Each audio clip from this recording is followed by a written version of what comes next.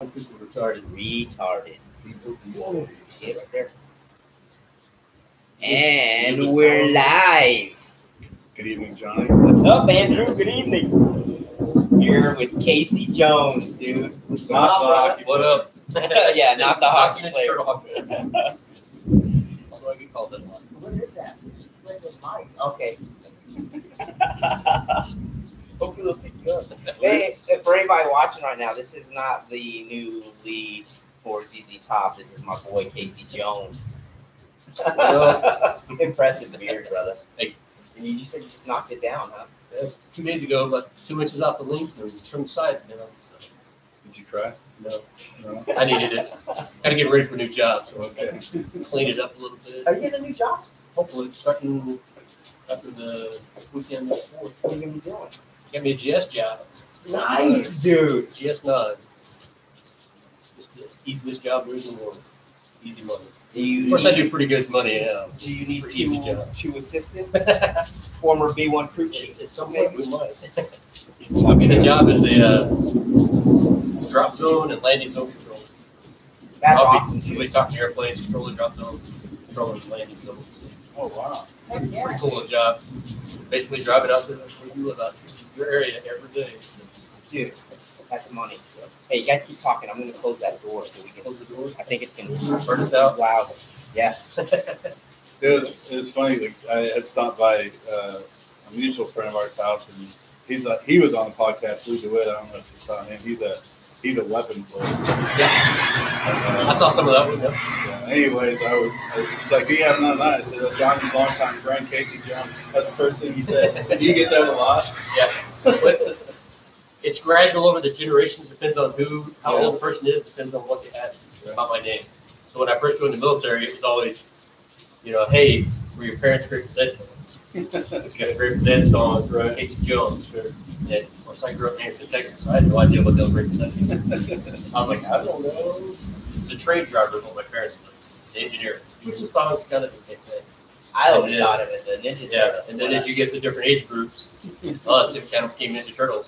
Yeah. I think it's some hot chick named Casey Jones. Probably. And then, there's a few different other Casey Jones out there. There's Casey at the bat. A few different things. Yeah.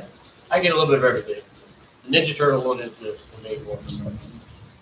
You should go with it, man. Carry out, snake and hockey mask, run around. Like, I'm the real one. Like, they made his character after Yeah, me. based after me. Stories I can't tell no more.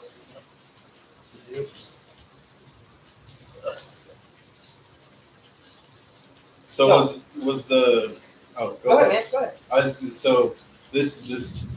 What are you doing now? So right now I work as a parachute rigger, as a contractor, government contractor out of the base.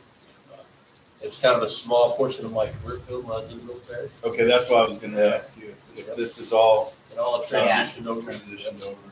Yep, it all transitioned over. Dude, when Casey joined Casey joined the military like right after we graduated high school. 94. For me. 94. I told Andy this, and you know this too, Casey. I didn't want to join the military. I grew up as a military brat. I wanted to stay away from it. You move so much, you make friends, you lose friends, and I didn't want any part of it. And that's part of when I was like really glad when I met this guy. I was 15 years old. I was skating at this elementary school, Reagan Elementary. Mm-hmm. And this guy comes up on his skateboard, dude, and I'm just like, dude, I found a friend. He skates. We both just moved down. Yeah. Moved there from Anson. But anyways, dude, after high school, dude, he took off, man. Joined the military, and dude, how many different AFSCs were you in, though, Casey? So I've only held 2 actual AFSCs. you gotta tell some of these stories, dude. There were a few other potential AFSCs when I first joined. So when I joined the military, it was kind of on the last whim type thing. My wife, her dad was in the military. Johnny, all the friends I made here in Abilene, they were all military. Some way associated with military. Before that, I had no idea nothing about the military other than what I saw on TV. I didn't even know there was a base here. So moved to Abilene. I moved to Abilene, met him. Did a lot of crazy shit on the base, but stories for later. But my wife's dad got me kind of in the military. I was like, I'm getting married. need a supporter. So military, I see his house, and people got nice houses, free housing, whatever. So go to the military. And I was like, hey, the only thing I want to be is would be a decent mechanic. You know, that way I can get out, you know, make some good money. Something I like, working on cars or something. So I went to MEPS, and they were like, we don't have anything right now. We'll call you when something comes up. So they called me, and I was supposed to leave like 6 months. They called me on like a Thursday or Friday and was like, hey, can you be ready to leave in 2 days? I was like, what? Yeah, they was like, we got a guy that got arrested for stealing a car. He was supposed to leave in 2 days. You can have his slot. He's going to be a mechanic. All right, cool. So I get up there, I sign the paperwork, they ship me off, I get to tech school. And they're like, you're going to be an age mechanic. I was like, what's that? They're like, oh, it does with diesels. I was like, okay, cool. Tech school, all that. Went to the military. Got to tech school at Shepherd. And day 2, they roll out this wiring schematic. I was like, what in the hell is that? That's wires. That's not engines. And they talk about being electrocuted. No, not for me. I don't want to do it. So I quit the school. They tried to kick me out, actually. It's pretty funny. I spent a lot of time getting a lot of shit from TIs and all that. So they tried to kick me out. I had a first shirt that was really cool. And he was like, we're going to find you a new job. So they sent me up to NPC. I signed up for 4 or 5 different jobs. SP, CE, firefighter, something else. And he came back and said I couldn't be an SP because I had criminal record before I joined. Thanks to this guy. It wasn't me. I didn't get busted. You did. Whatever. So I wound up coming back and he's like, all right, we're going to let you be a firefighter. So I've been at Shepherd for about 6 months. Just hanging around, doing nothing, detailed jobs, shining chrome, cleaning bathrooms. So I go to Goodfellow, and I get to Goodfellow, and about 2 months into school as a firefighter, I get sick, and I have to go to the hospital, and then they put me on a medical hold. Well, I wound up being on medical hold for like 2 months. Then they put me back into the class, and I was so far behind, I had no idea where everybody was at. So I wound up failing out of that. I actually washed out of that. So I was like halfway through the school. But then they're like, hey, I give you another job. They damn near almost renamed Shepherd to Casey Jones Air Force Base. I spent a total of about a year between the 2 tech schools. And then finally, I had one of the MTIs there, the instructors. He was in the AFSC I was in, I wound up going into, which was air transportation. And he had all these pictures on his desk, these guys, they're doing this cool shit out in the field. You know, look kind of military stuff, you know, like Army stuff. I was like, what'd you do? He's like, oh, we packed parachutes. You know, did all the stuff in the drop zone, some other stuff. I was like, yeah, it sounds like a fun job. So when I went down, that's what I signed up for. Got the job. 6-week tech school. I was in and out. Hopped to Charleston. What's the name of that AFSC then? Like if you go. So if you look it up by numbers, it's a 2T2 X1. But it's called air transportation. Air transportation. And air transportation is a job that is just, it's vast. You have passenger service. Yeah. So if you ever fly on a military airplane, you have to sign for baggage in and go to a terminal to get manifested. That's part of my career field. Okay. Sucking shit off airplanes. Part of the career field. SWAT team. SWAT team. Shit, We water, did and the trash. same thing too, man, for that B1. Yep. Yeah. So that's part of the career field. Fleet services where you do the opposite of that. Yeah. Taking food out, water to the aircraft. Okay. That's another portion. And then that's all the passenger side. And then you have the cargo side. So you do loading and unloading of the planes, processing the cargo, hazardous materials. So, like, you guys You got to drive the K-loaders and all that? Okay. Yep. What airframes have you done that on? Just about anything you can think of. No I've shit. loaded. Because whenever you told me about a job, dude, I always just think of you on 130s. So it's any cargo aircraft? Yep. Okay, I got you. Helicopters, cargo, just about anything. What's your favorite though? Love Favorite to load is probably the C-17 Really? because it's the easiest. Yeah. It's got the most room. It's got the easiest accessible tie downs. Yeah. You got the roller systems that are easy to flip and all that So stuff. your job actually, you deployed quite a bit, did you? Yeah. Well, my career field deploys quite a bit. Yeah. I was lucky. I don't know if you call it lucky or not. But I was, I didn't deploy all that much in my 27 years. I spent my first 4 years at Charleston, spent a year in what they call the port, which is where you do all the cargo. Yeah. It starts from the cargo coming in to the cargo going out.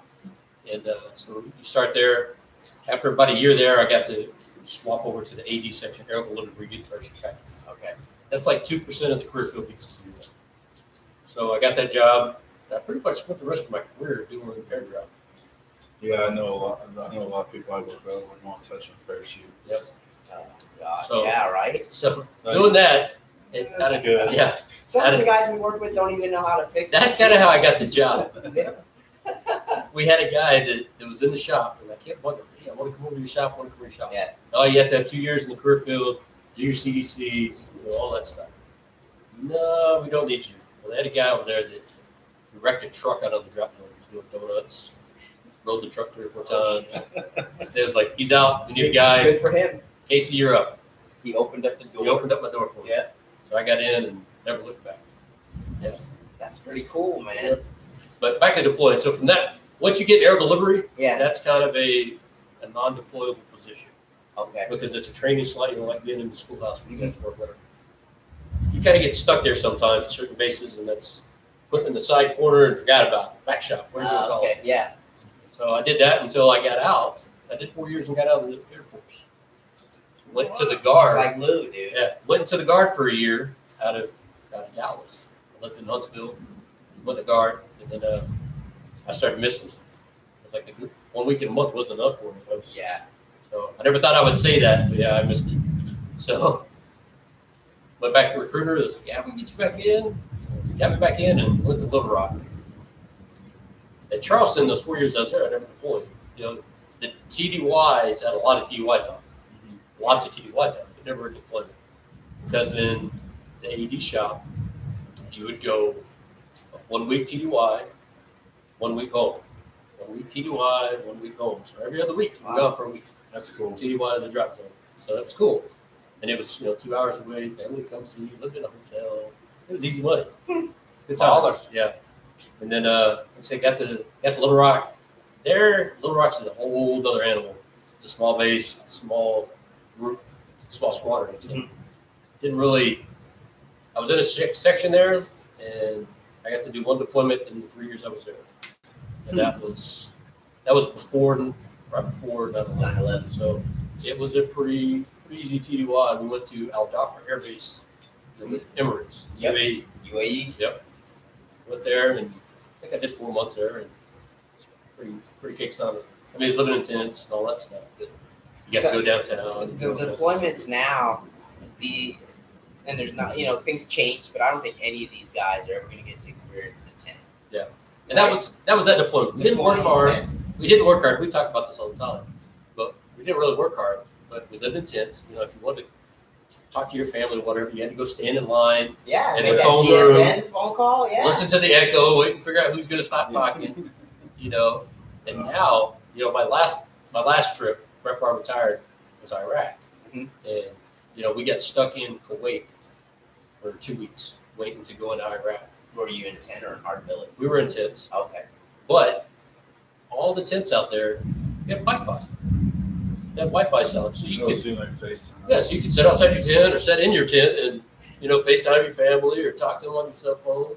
I was like, man, you guys don't know what it's like. This is cake. It's weird. Swimming pools everywhere, all the fast food restaurants. Yeah, but if you think about the guys way before us, Oh, yeah. they saw the way we were living. Oh, yeah. It'd have been the same way. Fucking tent. I used to sleep on the fucking ground next to my dead buddy. Yeah, like the priest, I dug a hole and buried myself. Yeah. So I think as the generations go, we're always going to be clowning each other. Yep, that's the way it is. Yeah. But yeah, most people in my career field, depending on where they're stationed, it's usually 6 months on TDY. They get deployed 6 months. They come home for a year, gone for 6 months.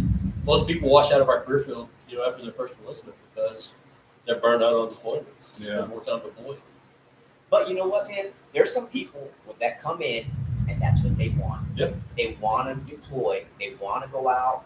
And, they're not necessarily in the fight. They are. They're still helping. But, some people, they just want to join and they want to experience that. And so I think by you talking about this job, this specific AFSC, I think if somebody's out there and they're thinking about joining and they want to deploy a lot, this would be the way to go in, right? Oh, it's it. If you want to deploy, I mean, air transportation's Air transportation. the way to go. When I got here, it was after 9/11, but you guys went to Oman. Yeah. But after that, there wasn't really any talk of deployments.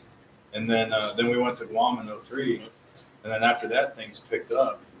And I did 3 deployments in the 14 years I was in. But I was fortunate. I did a lot of air show TUIs and stuff. Yeah. That was my gig. That's I enjoyed what that. we, with me and Andy being on that B1, like you said, before 9/11, man, we were just doing a lot of exercises, air shows. But after 9/11 happened, man, we're on constant rotation. We go out there. Yeah, so. Well, see, even before 9/11, our airfield was always going. Always going Yeah. somewhere. Before, there's Desert Storm, or after Desert Storm, there was Bosnia. Yeah. We did a lot of Bosnia out of Charleston. Wow. I mean, my 4 years, every time there's like, hey, we got a trip, I was the guy volunteering. Yeah. But I never got picked. It pissed me off so much. I think that's why I got out after 4 years. So your job is ideal if that person wants to see the world, man. And it's not always good places. I mean, Yeah. we got guys out of my career who's got Purple Hearts and Oh wow. been shot. I probably had the best advice I got was if you ever get asked if you want to go somewhere, don't say no. Yeah. We'd send you to the northern tip of Iceland and say yes. Yeah. Just go because from that individual's perspective, you said no. They didn't ask you anything. Yep. That's true. They didn't ask you. Yep. And a lot of people are like, well, I don't want to go here. It's going to suck. It's all about how you make it. I always grew up that way. It's only as bad as you make it. I mean, it may be a bad place, but you can still make it the best you can. Sure. Yeah. I've never had a bad TDY or Yeah. deployment. Whether it was an exercise living in a tent for a couple weeks, eating MREs, or actually living in a shithole fob somewhere. Yeah. It was all good. Made the best of it. Yeah. Yep. And I don't know. I even enjoyed the exercises we did. As ridiculous as it sounds, Looking back, yeah, those things were fun, man. they were pretty fun. I mean, you sucked rubber before then, you wore the mask. you're a week and a half into the oh yeah, phase lot of 2. time. You're tired and everything, but it was fun. But it was the same thing. It's all what you make of it. Yeah. You got to be there. You might as well make the best of it. So after Little Rock, I left. I got out of Little Rock because I cross trained. My other AFSC, I cross trained to be a loadmaster on C-130s. So that's how I got stationed here at Dice. And I was here for 10 or 6 years. And then while I was here, again, I got medically disqualified from an AFSC flying. So they put me back in my old AFC air transportation. What'd you get medically discharged for? They called it air sickness, but I never actually grew up on an airplane. So on that thing it says puss. Yeah. Big puss. You've ever pissed a chief off? Oh, That's kind of what happened. Yeah. Yeah, I pissed off a chief coming in because the 2 career fields, I don't know if you guys ever experienced this. You have 2 career fields that are pretty close but don't get along. Sure. I know. Air transportation and loadmasters. Okay. You either love them or you hate them. Yeah. Because what do? We load their planes. We inspect all their cargo. And they always try to tell us, that's wrong, you're doing it wrong. Okay. But the loadmaster loads 1 airplane a day. Yeah. Air transportation guy loads 15, 20 airplanes, depends on where he's at, a day. But you dabbled in both. So I dabbled down in both. And that's what, when you cross train, it's easy because you already know everything they do Yeah. as an air transportation guy. So you jump right in the career field, tech school is easy, and you're off and flying. So how do you work hand in hand with the loadmaster? For the most When you part, go out to when you load go out to the plane, load it. There's 2 ways they do it now. For the C-130s, it's all hand in hand. You go out, loadmaster comes out, he inspects your cargo, and you give him what they call a low plan, and that you take all the cargo you have that's going to a certain destination, and you load plan it. You put it on the plane by weight and balance, and then by stop. You don't have to take multiple stops. It's kind of like FedEx or whatever they call it. It's just delivering cargo. But you go out there and you tell him, hey, here's your load plan, here's what you got. And he either agrees with it or he doesn't agree with it. Well, I like it this way, or no, I don't like it that way. We want to change shit around. And then you load the plane, he tells you, hey, if you got a vehicle you're putting on there, hey, I want to put this many chains and devices on there. That'll make me happy with tie downs, so I don't come loose or crash or whatever. So yeah, you work hand in hand with them. Now the C-17 and the C-5s, we've developed a program called APEX, which is an Airport Expediter course. Mhm. So you go through that course and you basically become, you can just completely get rid of the load master. You go out there and load the plane without him on there. Huh. So he's basically just So there to he- fly with the car. Yeah, and it's built to help the airport guys because like at big bases require hitted and gone to the hotel. They can come out, download it, do it on their own time. Two pluses: one, you don't have to do it. Yeah. The air listening is bullshit, and you just take your time and do what you want. So, yeah. And then you can do the download or the upload that way. So, with the upload, the air crew goes back out the plane, and of course he's going to walk through and inspect it and make sure he's happy with it. Yeah. If he's not, he's going to call the ATOC guys and tell them and somebody out. But yeah. And of course, I've loaded the Bears for the the AN-124s, Russians, all kinds of Russian planes. I've done all kinds of stuff with Saudis. And you name it, I've loaded before. That's pretty cool. Yeah, it's interesting to see, how the countries do things. Yeah. Yeah, it's pretty neat. Now, does that job, will it transfer over to the civilian world somewhere, dude? Yeah, I mean, there's all kinds of. I mean, you can look at all different aspects. I mean, hazmat. If you're a hazmat inspector, where if you have hazardous cargo come in, whether it's ammo or God forbid dead bodies come in, Yeah. that's all part of hazmat. Because you got to handle it properly, store it properly, document it properly, ship it out. Okay. So that stuff. I mean, there's all kinds of hazmat stuff. Firefighters do hazmat. All kinds of stuff out there. So if you have those certifications when you get out, I was just about to ask you, so do you have some of those? yeah, I got all kinds of certifications. They expire, but Yeah. I've had them before, so it wouldn't be hard to get them. And then cargo, DHL, Amazon, FedEx, Yeah. Okay. anybody that moves cargo, Bell, any of those guys, DLA, just about anyone. Working in Market Street. to Working in load Market up Street, their loading groceries. Yeah. Stacking your bags, man. What they're Everything doing, perfectly put in the balance bag. on Yeah, their van. yeah. We're going to move this bag to the side. Yeah. Mm. I don't want you to start getting squirrely when you pull out of the parking lot. So go ahead and put this milk right here. We get a lot of guys work for trucking companies. Yeah. Okay. All kinds of stuff. That's transfer over. It's Yeah. like I said, it's a huge career field, so there's all kinds of stuff. But dude, I'm excited for you about that Yeah. gig, dude. I can't wait. I love my job now, but I work. If you guys are listening, there's a lot of you guys that piss me off. We got some older guys that probably shouldn't be working no more. Yeah. And we got a lot of lazy guys that shouldn't be in our job. And, I get tired of listening to all the whining and bitching. I'm there to get paid to work, and that's I come to work, I do my job, and I go home, and these guys just want to bitch about it. Casey's always the job, Doing, dude. yeah. We were just talking about this the other day at work. We have some people that's all they're just Yeah. grumpy, and they're always pissy and they're always complaining about stuff. Just like you guys, we got two shifts, we got AM and a PM, Yeah. and it's constantly, AMs doesn't do this, PMs don't do that. Yeah. It's the same thing, dude. It's the same all over. Andy, like Andy said, we talked about this before, and I think sometimes some of those guys, they never worked on the other side of the fence, man. Like outside the base. I think some of them got fortunate enough to get a gig where they were working, they retired, and then they got on the base. Yep. And then their mentality is just like, they're not grateful, man. And they bitch. And yeah, you can only put up with that so long. Me, I just. Well, we got a super good gig, man. Yeah. And I honestly there's really not a whole lot to bitch about that. Yeah. So I think certain people have to have something to bitch about. Oh yeah, All the time. it's in their nature. I mean, that's the way our guys are. I mean, we have guys that it doesn't matter if they didn't have nothing to do all night, they're going to bitch because the day shift didn't have nothing to do. I think that's how we're We all didn't do here, anything. dude. We're all that way. Yeah. But to know when to stop, this, if you're not happy, fucking leave. I've said that before. If you're not happy somewhere, just leave. So all the guys, it's the job I do now. It's kind of part of the air transportation crew, Okay. but it's also a little bit of loadmaster crew. So we got a lot of guys in the career that work in the shop with the loadmasters, ex-loadmasters, retired loadmasters, and then we have a lot of guys that are, because when they first turned the civilian job or the job was contractors, they didn't have. This base was not a big base for the airport career field.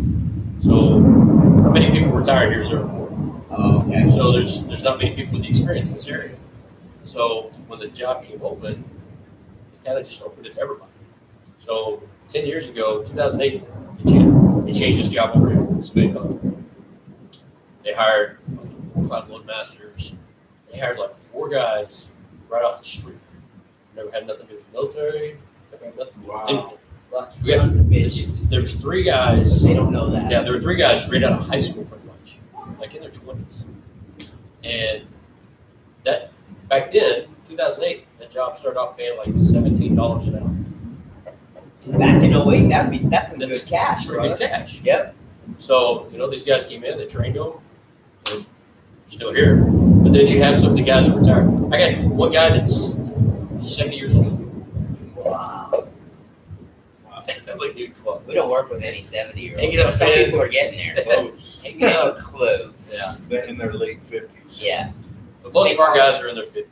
We get told it's the aging workforce. Yeah.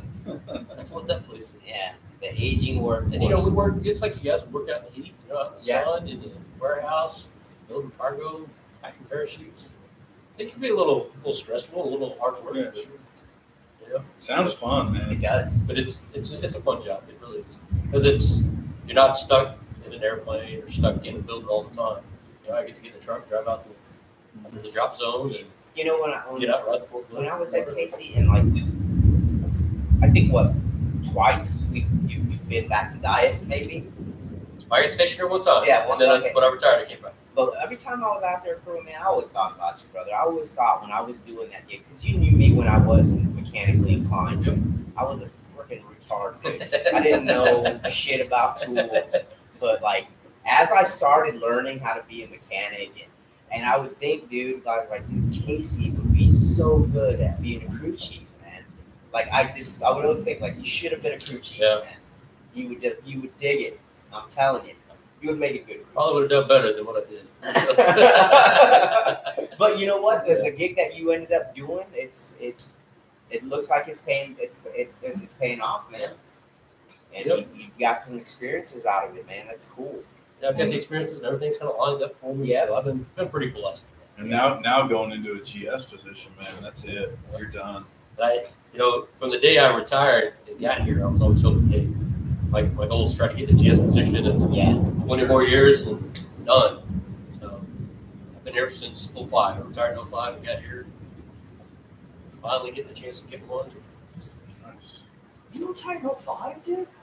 Oh, So no. you got here in 05. Did I say 05? Yeah. 15. my bad. 15. Okay. I retired in 15. Okay. Yeah. I was like, wait a minute. I think I. No, when I got stationed back here was 02. Okay. Yeah. I was here from 2002 to 2008. Yeah, that's when I got here. How many years did you do that? 20. With my guard time, it wound up rounding off to 21. 21. Okay. Yep. Yeah, because I remember when you retired and you came back here and you paid me a visit. And I was so jealous. Dude. I still had another year. Yeah. Man, I can't believe. Can't wait. But dude, at that time too, when you came back, I was still on the fence. Had an opportunity to test for senior, and I was like, if I test, if I do well and I make it, then I guess I'll stay. And I did make it. But I think that was for the best because, dude, I couldn't be any happier now, man. Yeah. Guy like me, it's got lined up for you. Yeah. That's pretty good. So, yeah. My career field, though, it's good time, lots of good trips. The best part of my career was probably the last 4 years. Because I left Germany. I left here, went to Germany. And from Germany, there's always a few bases you kind of didn't want because of the deployments for this career field. Charleston, McGuire. Yeah. You didn't want to be on either one of the coasts of those bases. You'd be deployed for a life. Well, they also had good assignments in those places too. Yeah. Well, they're called the CRW, Contingency Response Groups. So when I left Germany, they had three choices: Travis, or McGuire, or Altus. I think it was. It was my three choices when I came back. Oklahoma. Got on Altus. Yep. I don't want to go to the East Coast. I've already done the East Coast, so I was like, well, I'll go to Travis, go to the West Coast. So hit Travis and got my orders, and I wound up in the CRW. So that was my last assignment, was in the CRW. Is that where you also got a collection of 10-round magazines? Fucking California. California. Yeah. So that place, the response wing, you're basically you're on the hook the whole time. It's like B1's being on alert or something. I mean, you spend a few months on alert, and you may get called. You have 24 hours to be anywhere in the world. Nice. So you also did a lot of TDYs going to other places. I mean, I've dealt with, except the Saudis. I was in Saudi for a few weeks. Expected all their cargo to come up and play with the green flag one time. Bahrain, doing exercises down there. It's a lot of exercises, but you do get some actual real world stuff. But all the way up till right before I retired, we really hadn't done nothing crazy. And then when ISIS kicked off over in Iraq again, we had already closed Baghdad. So they came to us and was like, hey, ISIS is coming into Baghdad. We need to go in there to evacuate Baghdad, the State Department. So you guys are on alert. You're going. So we went home, packed our bags, jumped on a plane. 24 hours, we were sitting in Kuwait. And then after we got to Kuwait, then we didn't know what to do. They were like, well, we're not sure if we're going to send you in. So we actually sat in Kuwait for 2 weeks. We're living out those. I was waiting, dude. And with the CRW, it's all kinds of FSCs put together. So it's a small mobility squadron. What it comes to be. You got SBs, crew chiefs, load masters, intel, command and control. Because you can go in to a barrack, nothing, and open a base, and start collecting cargo and planes. And we go in the middle of nowhere, set up a base, and start running stuff. Oh, wow. So it's a pretty neat little assignment. You get to learn and do a lot of cool stuff. So we sat there, and then they finally came in and was like, all right, going to Baghdad. Went to Baghdad. Instead of evacuating people, they said, we're going to bring people in. Oh, shit. So we brought people in, and we sat in Baghdad for about 15 days, something like that. At the airport? At the Baghdad International there. And so we got there, and that place was a ghost town other than the State Department. So, it's setting up stuff. First week, we're living in a big tent that used to be the gym. So, we got all our cots set up, everybody's living hot bunking it, kind of like the Navy. From there, we went, I don't know if you guys may have heard about this on the news, but they had the Mosul Dam. The ISIS was taking over. Yes. It was in northern Iraq. So he's like, well, we need to send a small group forward to open a base to start receiving planes and Marines and everything to go in and help with the Mosul Dam. So there was 15 of us loaded up. We went north to what they call Erbil, which was a little international airport in northern Iraq. We landed there, and we moved into a warehouse that belonged to like a FedEx. How are you flying around? How are you puzzle jumping around? Just depends. On 130? Mostly C-17. C-17s, okay. So we took a C-17 in there, and we lived inside of a warehouse, a metal building. It was hot, 110 degrees out, a little bit of building, no tent. So were there ground forces already there? Nope. There was no Americans there except for us. We were our own. Did they give you heat, dude? Yeah, we always. Okay. So that's part of the CRW. You go through all the training, combat training, all that stuff. So you got the basics now. Okay. We have SPs assigned to us in the squadron. So when we deploy, like when we got to Baghdad, we took an SP group with us. And they set up our own security for our compound. But when we went forward, they gave us 2 SPs. Out of the 15, there was only 2 cops. So we got there and we were like, what the? We're wide open, dude. We're in the middle of nowhere. I hope you were good. And they had, the airport had a security, and they were the Turks, is what they call it. Yeah. So they gave us one guy that sat with us all the time, and he was the Turk International Airport security guard. And he would sit down there with us, and we'd shoot the shit with him, and he'd always bump cigarettes off us or whatever. Yeah. But he would always ask to see your gun, and he'd pull his gun out and just playing with it, trying to give it to you. What kind of heater did he have, dude? Look at your Glock, man. He had a little Glock, Yeah. And they'd be carrying some little AK or something. But that was probably the craziest trip I ever went on. Wow. I saw some weird shit. We had, so at Baghdad, all the special forces for Iraqis there. It's the ones that the Army trains. When we first got their bill, that was the first group we received, was the Iraqi special forces.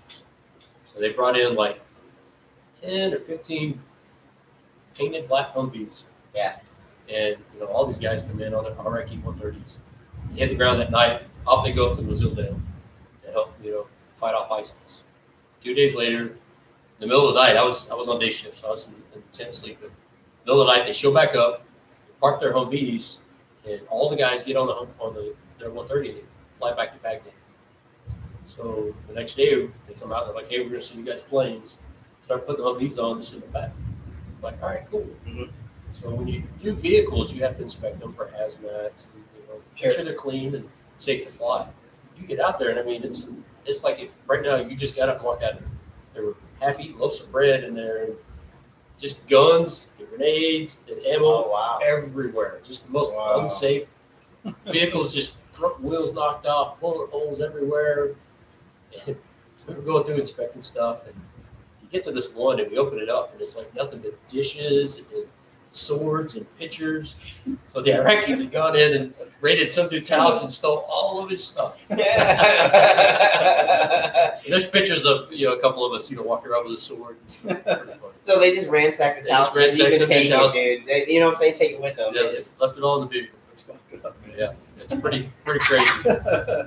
But they're all coming to us. They have counterparts that are Americans and work with them. Yeah. So we called them and we were like, hey, we can't ship these vehicles. They're full of guns and grenades and RPGs and everything. Of course, the guy's like, well, we don't give them grenades. There's no grenades. Come down here and look. Yeah. I'll walk out with this huge case full of grenades. And wow. It's crazy the stuff you see. Take one out. I'm telling you. Yeah, because they're not accounted for, dude. And I would have took the RPG and fired it just for fun. And then, we went through all those vehicles. It's pretty fun. We went through all those vehicles. And I mean, there's one picture of us. I got a bucket. It's like a water bucket. I got a water jug. And it's got like RPGs sticking out of it and grenades. And it was stuff we just pulled out and we're stuffing and giving it to guys. So we loaded this thing on a C-17. And we loaded this 4 or 5 Humvees on the C-17. And I'm walking off the plane. And the loadmaster comes running out of the crew door with this RPG. Hey, we found this rolling around in the back. And I'm like, stop. I'll take that. You drop it and blow us all up. Wow, dude. Yeah. That was, but by far the funnest trip of my life right there. That's pretty cool, man. It's cool stuff. It's crazy places. That's awesome, man. It worked out, man. Oh, yeah. So then I wound up here. Back then, I retired at 15, wound up here. And I kind of got this job on a whim. I'd always wanted to come back here. When I got here and when I was stationed here, this was all. Yeah. Sure. I was like, man, I got here in 02. I don't ever want to leave. I want to finish out my career. Well, then 2008 rolled around and it's like, nope, we're taking your job. We're turning over civilians. You got to go. So all the civilians came in and we trained them for the most part. Spent 6 months here with them, trained them, and then off we went. So when I came up on retirement, I retired in March, but I started terminal leave and all that like December. So in December, I called back here. I kept in contact with the guys here. And I called back here and I said, hey, I'm retiring. You guys got any openings? No, we're full, man. They got no job for you. All right, cool. So hung up with him. I went home. 2 days later, I was at work checking my email, and I had an email from him. Hey, can you start on January 1st? I was like, what, man? I don't even get to join my terminal leave. I don't know what you're talking about.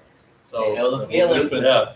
I know the feeling. I wound up double dipping, but I went home and I just got an appointment for my VA appointment. Yeah. Getting out, and it was like the 28th of December, and then I jumped in my truck and drove all the way back here and started working on it first.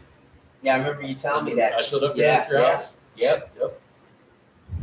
Okay. But you're back, dude. You're back home, brother. Yeah. It worked out, man. Now get this new gig. Hopefully I'll be staying there. Heck yeah. Like I said, man, you need two B1 crew chiefs to help work over there, dude. Just let us know, man. I'm a fast learner. I can take out trash. I can change out the ink on the printer. Whatever you need, man. So for you guys, when you transitioned over to the civilian side, yeah, is the mentality totally different? No, it's old school, man. Yeah. Is it? It's like when I got to Dias in 2002. Like it really. I mean, it's. When I went into it's called it's M2, but when I went into the shop, it was like I stepped back in time. Yeah. Like everybody that I worked with in the 9th Bomb Squadron and then even some homos from the 28th. They were there, dude, and I felt like I was home. Yeah. You know, and it was great. Probably the biggest difference is we're not restricted to a career field. Yeah. So we're crew chiefs, but But I'm we're signed still off on dabbling in all avionics, sorts of different components, shit. Yeah. electro-environmental, That's cool. hydraulics, engines. I mean, Yeah. we can do it. We can do it all. Yeah. Basically, if you can read the book, Yeah, if you read the and- TO, you're and good. you're good. Yeah. You know what I mean? Yeah. And you just have system knowledge. We have basic training Yeah. records too, so it's not You'll be like fine. it's not like you're signed off on individual tasks. Yeah. It's like remove and install hydraulic components. So it kind of it's like an umbrella. Covers everything. Yeah. Yeah. And of course we don't have to be A&P mechanics because we have the military experience. And I think the way when Andy said that, when it does that, man, it kind of gives us it streamlines us. It makes us where we're able to turn maintenance over quickly.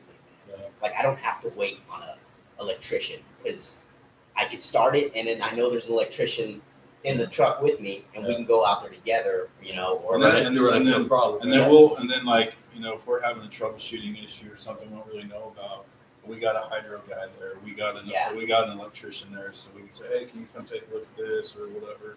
The biggest thing is probably the simplest example I can give is we go out to take a panel off of the airplane. We get a stuck screw.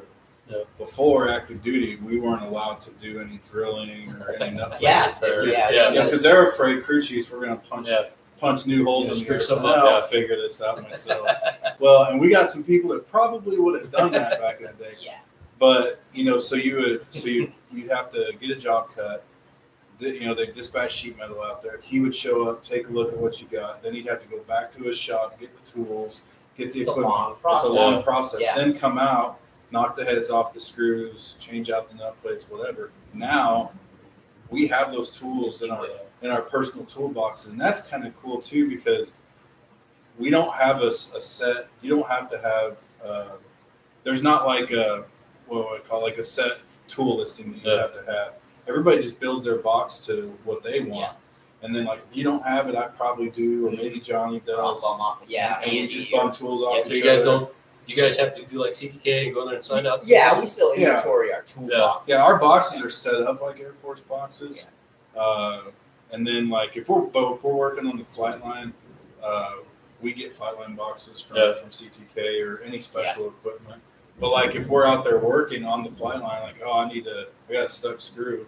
I'll run in, sign out all the tools out of my personal box that I need, sign them out. Just to show you how. Yeah, Yeah, and then come out, go check out there, and then go building. out there, and so it saves us a lot of time. So Yeah. I'm taking the panel off, got a stuck screw, I knock the head off of it, pull the panel off, change the nut plate out, done. Yeah. You know, so we don't have to wait for all That's good. That makes sense. Yeah, I'm to telling me. you, dude. I'm telling you, Casey, you should have been a crew chief, man. You would dig it. Because we still load the planes here, and there's times I get out there we're waiting on maintenance.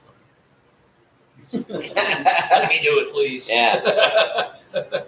And it's not hard work. I mean, because like we got a sheet metal guy, we have a couple sheet metal guys, but if there's not sheet metal stuff, then they're learning. What we do. They're learning what we Yeah. do. Yeah. So they can, you know, and that's the thing. They don't, if they can read the book, like I said, then, you know, and have somebody kind of help them. There is some people we work with where I really wish they would stay in the wheelhouse. Yeah. Like, don't dip Stay in away, that. man. Yeah. Yeah. You know, and I'm sure they think that about me. You know, when I'm trying to nerd out in the back seat, messing with that SITS computer. But Dude, you want to fly sets, man? Come with me. I'm kind of a nerdy crew chief. yeah, you are. Did you guys have any dealing with the B1 that had all those problems that had to The one, land? no, No? no. I didn't touch it. Wasn't our fault. We didn't do it. And that plane too that had that issue, man. Like that's one of my favorite B1s. Is You know, I didn't crew that one, but man, that plane. Every time we deployed, it was a workhorse, dude. I crewed. I was the DCC of it in 07, 08, and the D. and it was a flying bomb dropping machine. In And fact, it would not stop. me and Tommy Malak had a competition going because he was always like trailing me by, like maybe 40, 50 bombs. And I mean, I knew, like, you could ask me like how many hours it's flown, how many bombs it dropped, how many on-time takeoffs it had. Yeah. I could tell you everything because I was super proud of that airplane. But yeah, he's right, man. It's the workhorse, man. Is it back up and flying? I think it's still in Midland. Still in Midland. Yeah. Is it? Yep. It's probably gonna be there for a while. Yeah. For a while. I thought I heard they trucked it back here. If anything, it'll probably be flown back. Kind of what. Here's kind of an ironic story about that airplane. This is not the first time that it's had a major mishap in IFE in the Midland. Oh, really? They did it years ago for a blown bleed air duct in the backbone. It broke the backbone. That's And right, it dude. IFE in the Midland. Maybe you just want to Same pay a visit. airplane. Just want to pay a visit to Midland. It's just supposed to move to Midland. Yeah. You must retire there. we work with a guy who assigns the aircraft's personalities. Yeah. And everybody's saying, man, that thing could have crashed. All this could have happened, all that. And he goes, no, I assign aircraft personalities. It wasn't ready to die yet. Yeah, he's kind of a funny guy. But it's kind of true, man, because some airplanes are known to be temperamental. Yeah, they all have. Some are known to be ramp and hangar queens. Yep. Others are You see that in all good 31 flyers. too. I mean, you can always tell when you see, we got the little plane, you always see tail numbers. He's not going to fly today, so we broke. Yeah. Oh, wow, yeah. It's always the same tail numbers that are broke, or by the hanger queens or whatever. My old plane has freaking Gremlin 6135. First time I ever ran motors on that or engines on that plane, Casey, I was doing we'll call it SPR, single point refuel. Yeah. So I went to the refuel panel, man, and I turned the panel to refuel, and then I hear the motor started up, man. And I was off. So I hit it to off, and then the motor shut, wind down, turned back to refuel, started back up again. So that plane is weird, man. And then they tell us it's some type of EMOX problem. It's done it a few other times to other people. Yeah. I remember doing an engine run with you one time. Oh my gosh, yeah, dude. You called me one day and was like, hey, what are you doing right now? Yes, Dude, dude. I come forgot out. about that. I was acting good. Yeah. Oh my Like god. we blew a tent over or something like that. There was a tent set up on the other side of the fence behind us there. Where were we?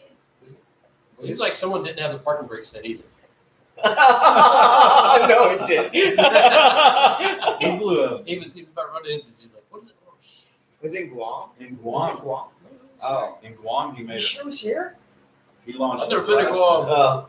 He Yeah. launched a blast fence in Guam. Yeah. We should talk about that, guys. It's a race. It's not one of my proudest moments.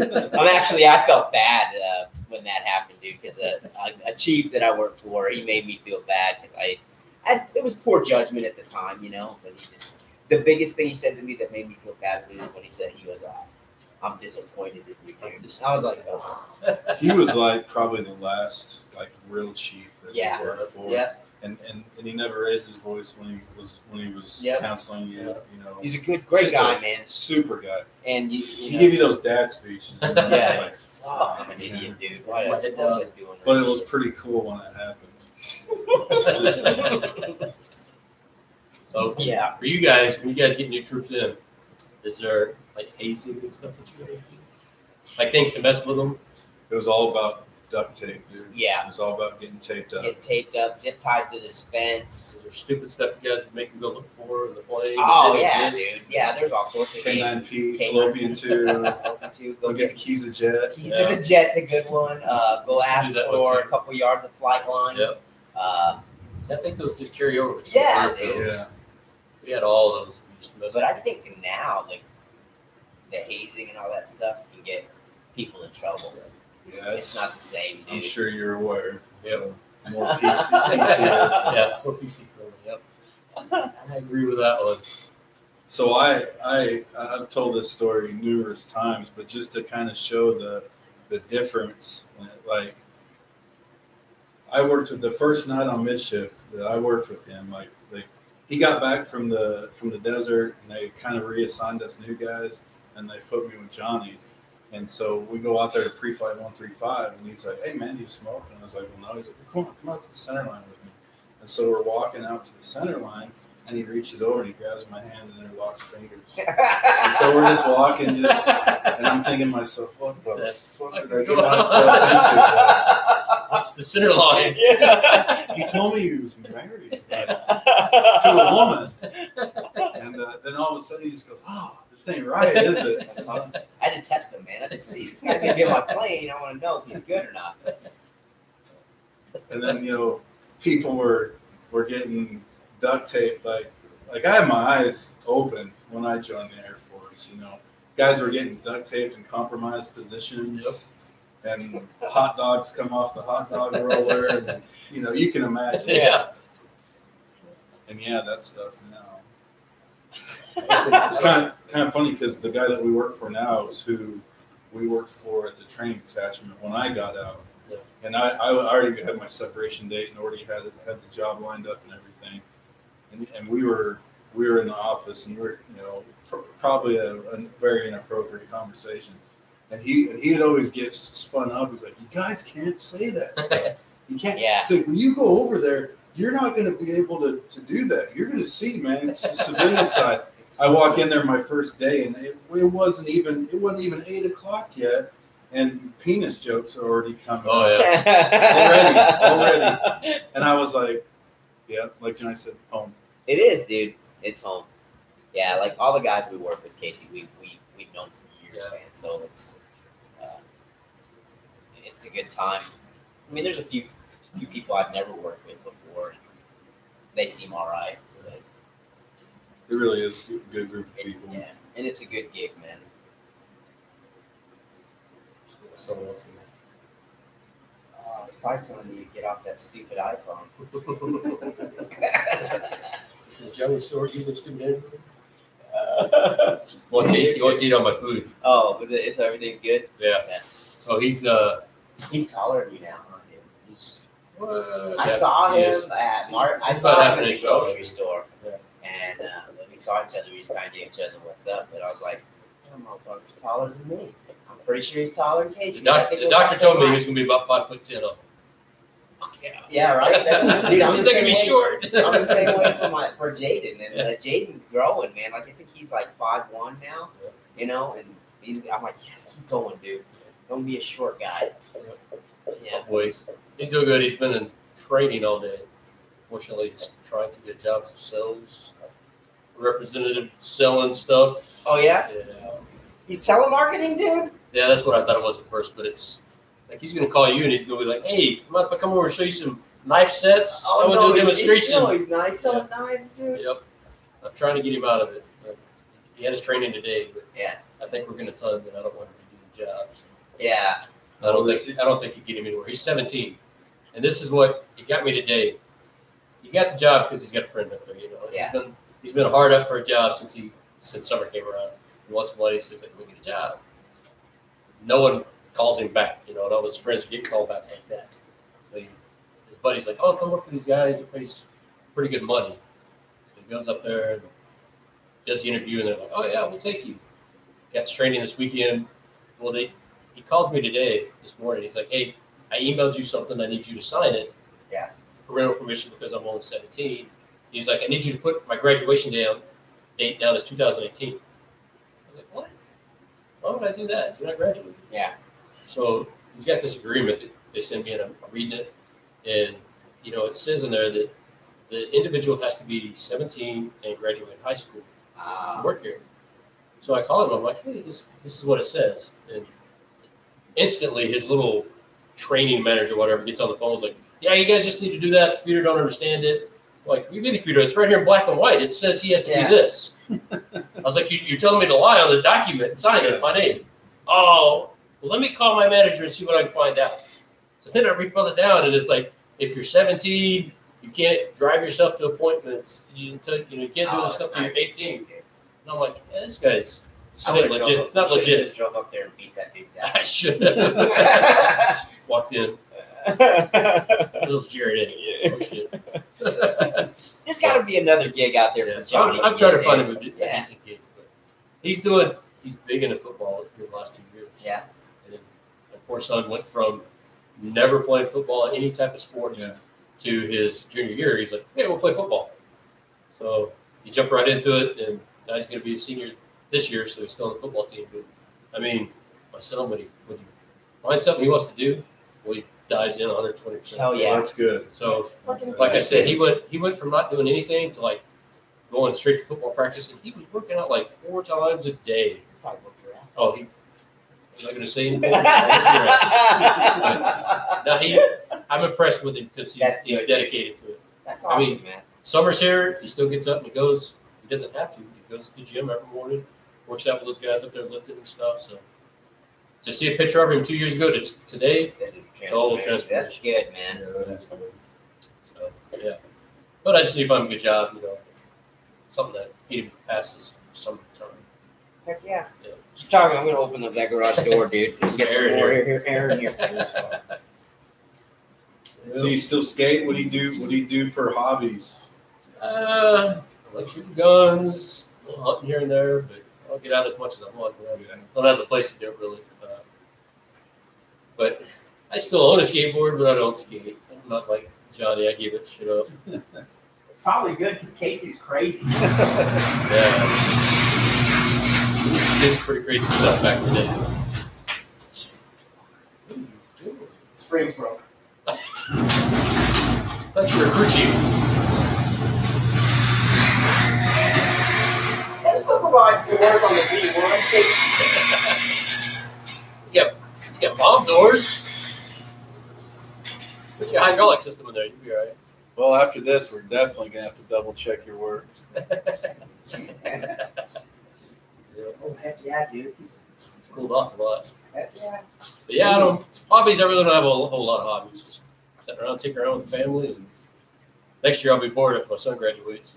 Dude, when me and Casey used to go skating, man, Casey would always go and try something that I think twice about, maybe 3 times. He would just go, and try it. Yeah, I'm like, damn it. And then it would make me go and Push him to it. yeah. So we were always pushing each other. I was always the guy that missed it and fucked up. I would But I got him to do it. I would let Casey be the guinea pig. I'm like, let me see what happens.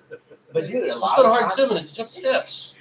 A lot of times he would come out unscathed, but he would just be so ballsy to try something big, a big gap, a big staircase, handrails. He did more handrails than me. I don't like messing with handrails.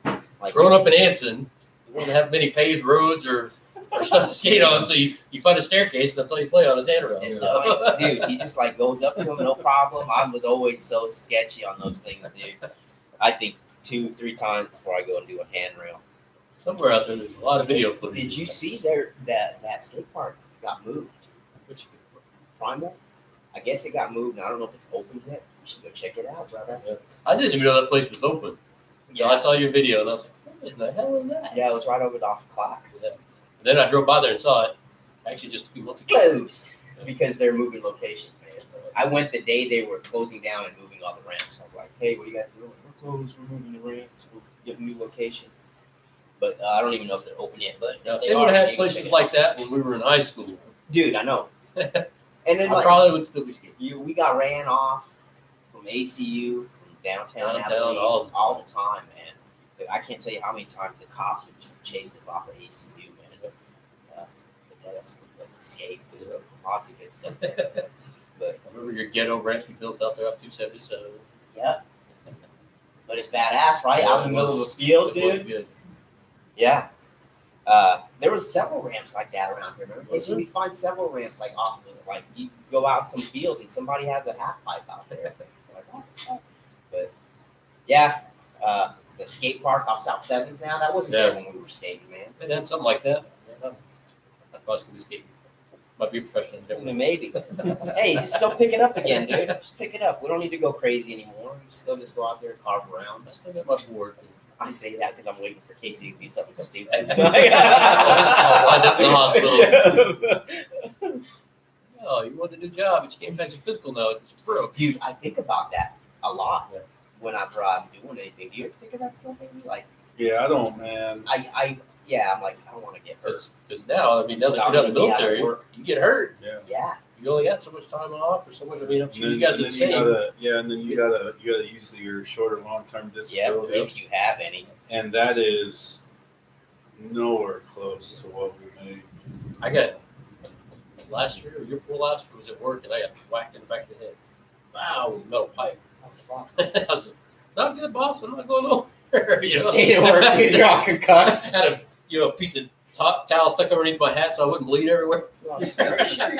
There's shit coming out of your drawers. I'm good, man. I'll stay here. No workers comp, man. I'm good. I can't afford to miss any work. I don't want to use my sick leave. Yeah, dude. I've got to make sure I'm careful whenever I'm out skating, dude. I don't ever push it. Don't do anything crazy. That's why I got rid of my sport quad, because I was getting too comfortable on it. And I took a weekend. We'd go out to Twin Buttes and San Angelo because they had a bunch of trails out there. And we hadn't even been on the trails 15 minutes, and I'd already wrecked 3 times. And I was like, nope. And then Clyde has a motocross track, and they used to let 4-wheelers go out there. It's Spring Valley Motocross. Yeah. I can't remember. You get off like the Cherry Road or Cherry whatever, and it's way back in there. And it was a really nice motocross track. They've really improved it since. And I'd never rode. Is that what you told me you went out there and you went out there to go do those jumps on there? Yeah. So one day we show up, and I had no experience riding a sport quad. You know, I was really learning. You know, and so I go out there and I get the feel for it and everything. So this is like the 3rd time I guess maybe we've been out there. Well, there's this really pretty girl, and she's taking pictures like of guys hitting the big tabletop. Hold my beer, watch this. So we're just kind of get warmed up and everything, and do a couple jumps. Well, I figure this time I'm gonna come around the last corner, and I was hitting it like 3rd, just real light, real slow. Yeah. You know, and I'd maybe get 4 or 5 foot you up there. Fucking straight Nitro Circus to show off for this girl, dude. I was like, I know I'm going to do it, man. I'm going to come out of that turn. I'm going to hit 4th, and I'm just going to goose it. And I got up there and I pinned it, dude. And the picture is. I'll have to bring a picture over and show it to you. It's a great the picture is great. Got the indirect. The landing. So instead of landing on the downside, I cased it and I hit the crest of the tabletop, and my legs come up. I held on somehow, but I felt like my legs were behind my head. You're in a yoga pose. You were scorpion. And then, my legs come up, and then I slammed down again, and I almost went over the handlebars, and I was like, and I was able. Anyways, I ended up going over the berm in the next turn over the berm, and stalled out, And I was just like looked around and started back up and just putted back to the truck, parked on the other side of the truck. Did you get hurt at all? No, I didn't get hurt. I was really lucky. Did you end up talking to that chick or what? Well, so I got your picture. Check it out. So later on, her husband come over and was like, hey, we've never seen somebody do the scorpion. We're gonna develop all these pictures. Check out our photography Facebook page or whatever. We'll put the pictures up there, and then if you want to buy them or whatever. So me and Terry bought a bunch of the pictures. Great picture, horrible landing. Super. Dude, you need to find that picture and post it up on the red ball site, dude. Luckily, you didn't break nothing. Yeah, that's funny, man. It's a good picture. Dude, let's get 4-wheelers. Just kidding. Come on, I got one of the garage. Do you really? It's my aunt's. Oh. No, I don't. Yeah, I got 2 old man 4-wheelers now. That's what it is. It's an old 250. Yeah, it was fun. I had a blast on that thing, but like I said, I started getting to where we were going out there quite regular. Yeah. And getting real comfortable, huh? Just getting real comfortable was getting real dangerous. I said I would buy one of those little razors or something like that and just go outside and trail rides. It's like fun. I think had I started at a younger age, right? Yeah. I probably would have been a lot more comfortable. Yeah. But when I noticed myself, I was like, Dude, because I do remember you when you were doing that, because you were actually you were all decked out. You had the gear, the helmet, You got to. You man. had You everything. got to. Like the pajamas. You had all of it, the boots. Yeah, The right, you had onesies. the everything. boots were important. Man. Yeah. Those are real important. But You were getting into that for a while. yeah, it was fun, man. So I grew up on those things, and that's probably why Johnny talks about it as a guy that would do anything. That's Yeah. when I was 5 years old, I had my first dirt bike. Yeah. So skateboard to you wasn't anything, dude. So I would, I went from a dirt bike. A couple of years later, I got a quad, a 50cc quad. I sold that thing when we moved from Anson to Abilene. And I used to always wonder, like every time I get on it, I throw the chain. What the hell is wrong with this chain? It won't stay on. And of course, I had a hole in the the transfer case. Never hold oil, and because I jumped it one time, landed on a huge rock. And so this guy buys it for like $15 or something like that. So I got to pick it up, put it in the back of his truck, and I looked at it, and he grabbed one backside, and I grabbed the other backside, and the whole axle was. The axle was busted, So dude. on the 4-wheeler, there was 5 braces that came down to the rear end. 2 down an angle, 2 straight back, and then 1 right down the middle. 4 out of the 5 were broke. And you were riding that Because I thing, tried. dude. That's why every time I goose it, it would tweak and the chain would pop off. That's why I couldn't keep the chain on it. That's funny, dude. I mean, I jumped so much crap with that. I trashed some shit on that thing. That's why the wife won't let me have a bike now. They're dangerous, man. Yeah, what about Harley? Let me buy one. No. Yes. See, motorcycles really interest me. I think they're really cool, and I I think there'd be nothing better than just to be in the open like that, But I don't trust these the people, idiots that yeah. drive around here, man. Yep. I guess that's kind of why I didn't mind riding quads, because you're in more of a controlled Yep. environment, Yep. I mean, if you wreck, more than likely it was your fault. I'm trying to remember that comedian I was listening to. He said he would always say that guys that ride motorcycles are freaking nuts. He goes, "You want to experience what it's like?" He said, he goes, "Get in your car, set the cruise control at 75, and then crawl out on the hood and sit there." That's a fucking motorcycle right there, dude. And if you think about it, that's true, dude. Because when you're on a bike, man, you've got no protection, man. Especially here in Texas, people don't wear helmets and stuff. Oh, yeah. That seems a little crazy to me. I'll ride my 4-wheeler around the field with no helmet, Yeah. but that's it. That is it. What are you looking at there, I'm Andy? trying to look for a video. Of So when when you we were jumped? riding a lot is when the GoPros become popular. So Terry bought one. No, he filmed a really good wipeout I had though. Is this where you're going down like a hill or something? No, Or no, you jumped. right here. Like, you got I wonder off. if it's on YouTube, man. Oh, we might be able to.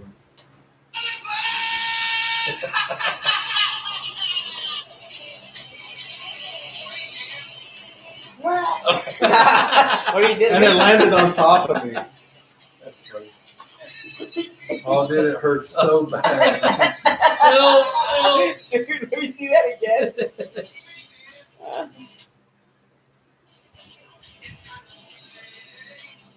You were just doing one of those endos, like those fancy endos, dude. Like I'll tell you what happened. So earlier that morning, we Found the were. wrong brake. It was super. It was super like it was grassy Yeah. and it was short. Well, you couldn't really tell, but it was it was a really long straightaway, and so we were just like getting in like 5th gear, wide Trying to open, slide just it. to see. And then there was, imagine this is like a group of trees, right? And the trail's coming towards it, and then it kind of loops around. Yeah. And so that morning, the grass was wet. So you could come around, hit your rear brake, and you could just shoot around and then go back out, Yeah. And so we went back that afternoon, and that's what I was doing. Well, I hit the rear brake, It was dry. but I wasn't sliding. The tire grabbed, and it threw me over the handlebars, and then it didn't go over because the wheels cranked, Yeah. and then it rolled over top of me. Oh, man, it hurts so bad. Why'd you pick all red? Like you wanted to look like. Because my 4-wheeler was I red and white. got you. I got you. Fuchsia.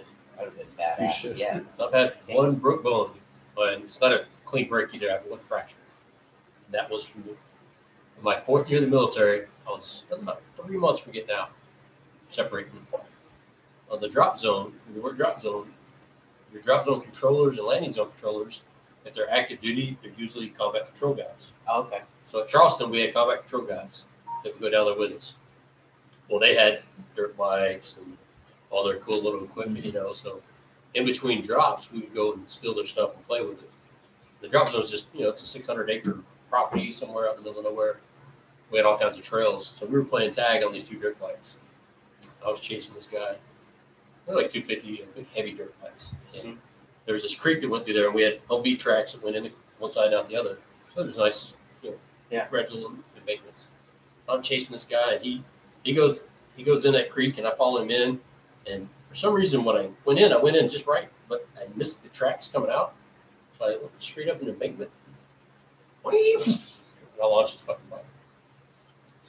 Got like 10 feet in the air. I was like, let go of the bike, and I come down on my ankle.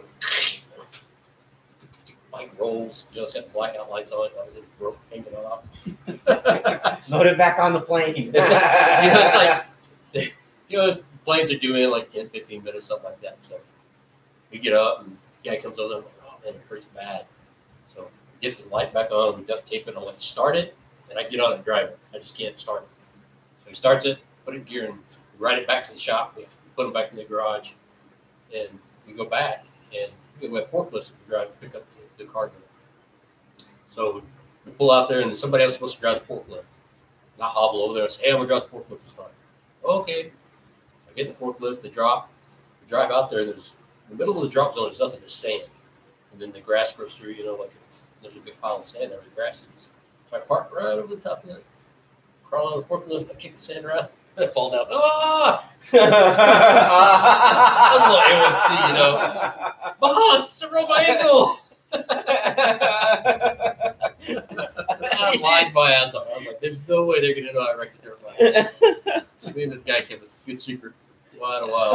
Well, it ain't a secret now, Casey. Oh, everybody knows now. Everybody knows now. Okay.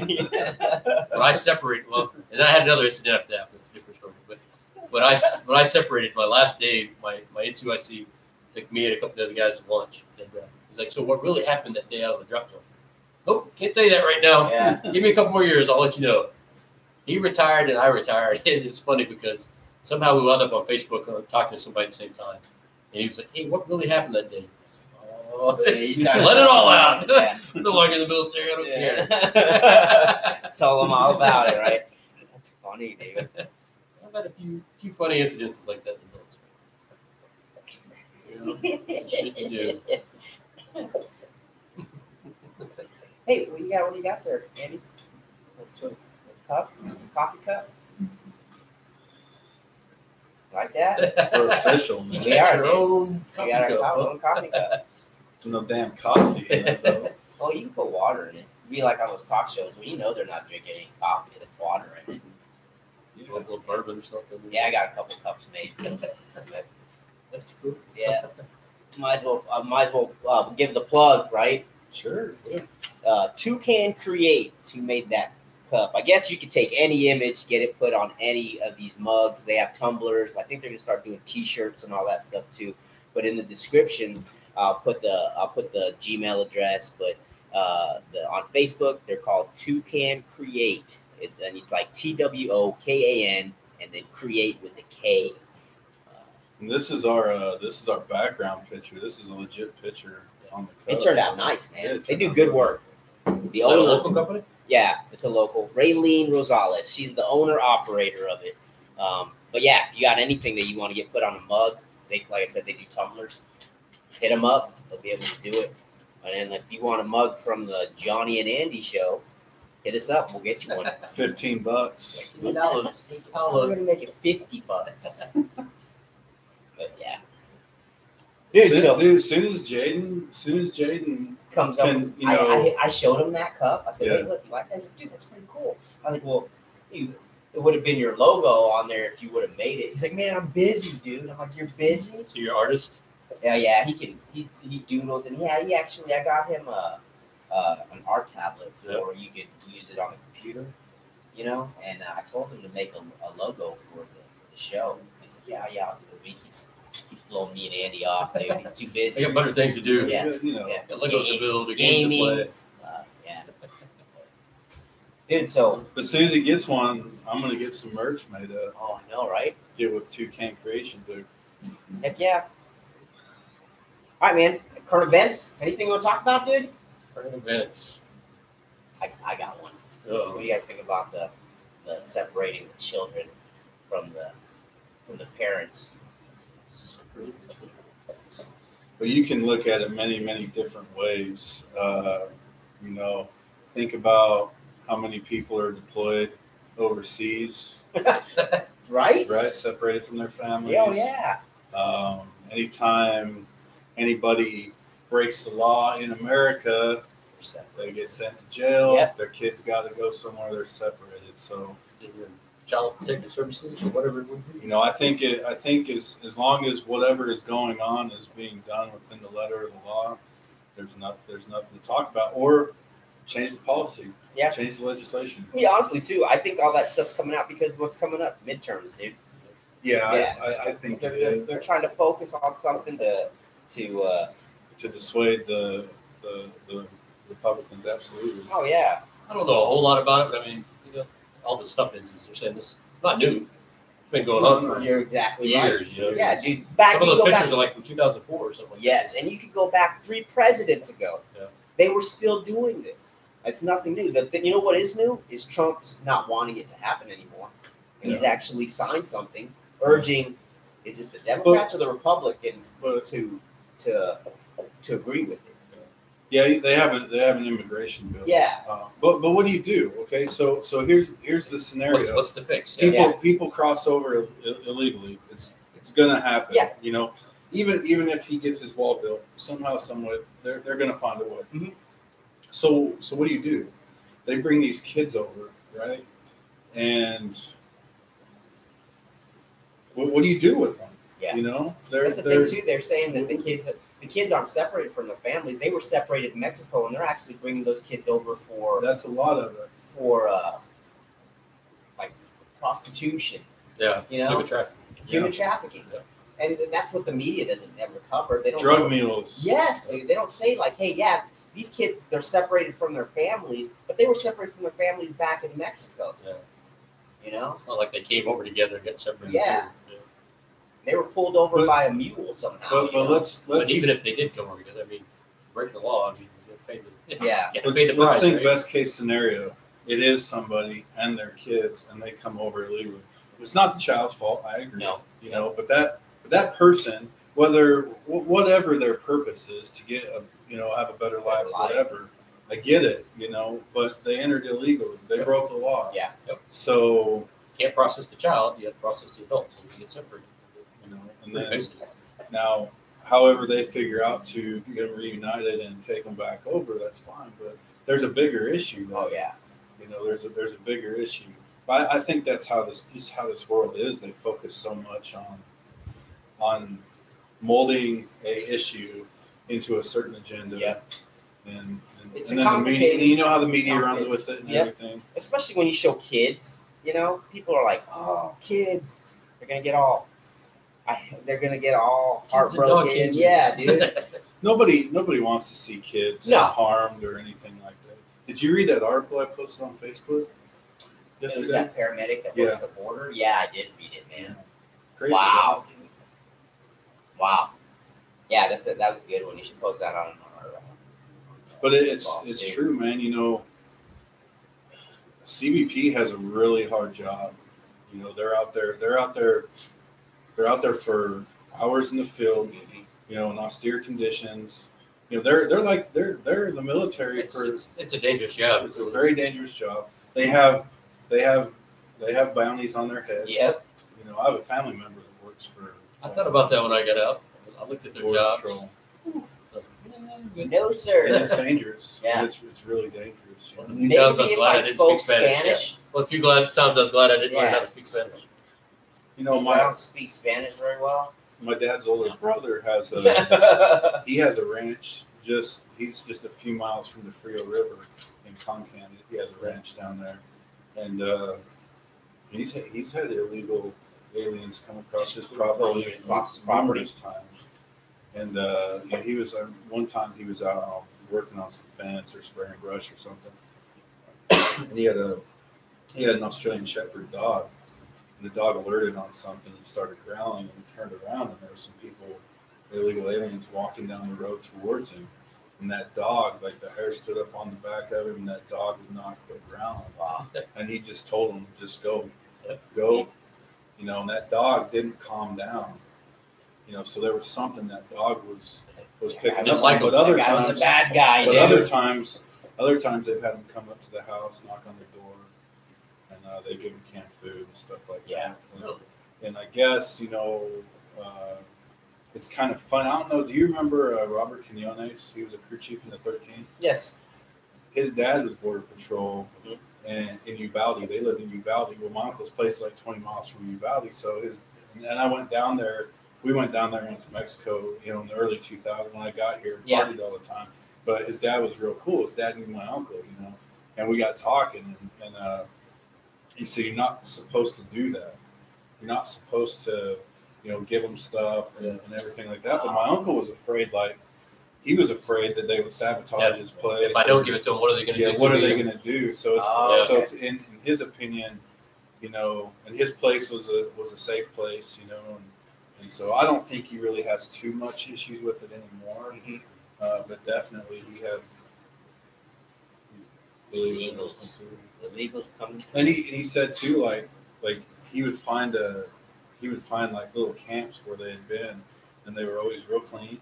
Like on his place, they were always real clean, and he thinks it was just because like they knew, or whoever was putting them on that route or whatever knew that it was a friendly place. That's the good place to take care of. Yeah, don't want to mess it up. You know what I mean? Don't mess it up. So it's kind of, this area. You know, because they showed a picture the other day of a place in Arizona, I think it was, like it's a little valley, like right after they cross, and it's like they just strip everything there. It's just a big valley of trash. It's like a trash landfill. I mean, plastic bottles and clothes, and where they just dump all their stuff. And that guy's probably a shithead to those guys. They That's must why be. they, you know, Never give them food. Throw your trash, guys. I know. But it was. He doesn't give a shit. Trash his fucking yard. It's a crazy thing, man. I don't. But you got to think about that where they're at, where they're housing those kids.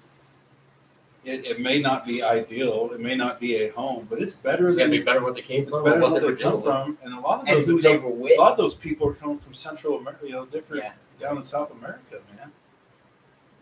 I don't know if you guys have been most of those places down there, but there's pretty bad in some of those countries.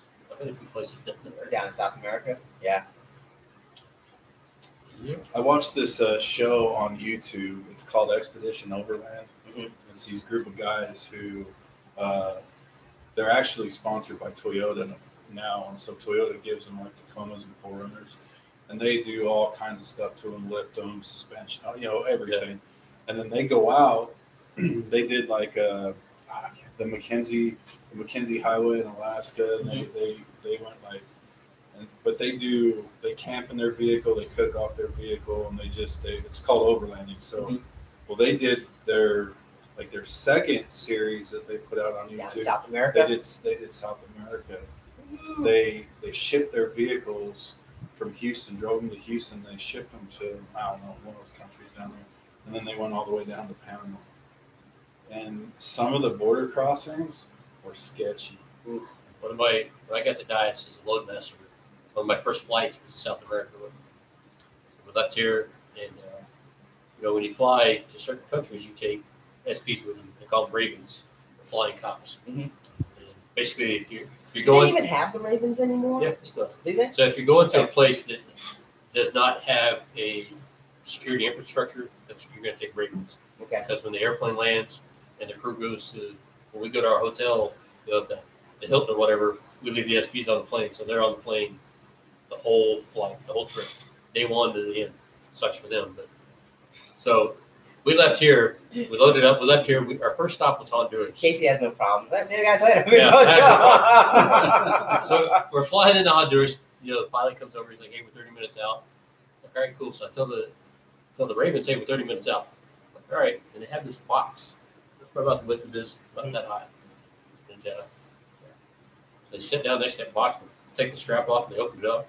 They start putting their vest on, pulling out all these guns, and I'm like, oh my God, where the fuck are we going? You know, I had no idea what was going on. It was one of my first flights.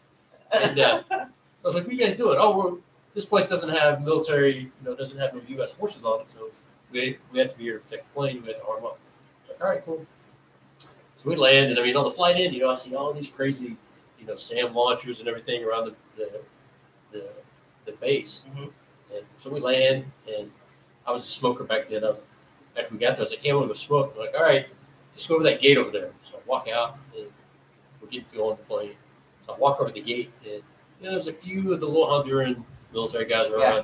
They look like they're 12 years old with AKs. Wow. And so, I talked to one guy. I was like, hey, where can I smoke? He's like, out the gate. So I open the gate. As soon as you walk out the gate, it's like just totally different environment. Wow. It's like you're in the ghetto. I mean, like somewhere just trashiest people. And I was like, I'm not going to smoke today. Yeah. Get back in and go get on the plane. So we leave there and we fly into, I think we flew into Ecuador. So we get to Ecuador, land, same concept. This time we spend the night in Ecuador. So we leave the cops on the plane. We get in the van and we're driving down to the hotel. And I mean, it's amazing that these countries, like, you'll drive up on a car and no tail lights, no lights in it all, just holes where the lights are supposed to be. Wow. And these guys are running red lights, and there's no law enforcement. It's like there's no rules in these places. Straight anarchy. Yeah.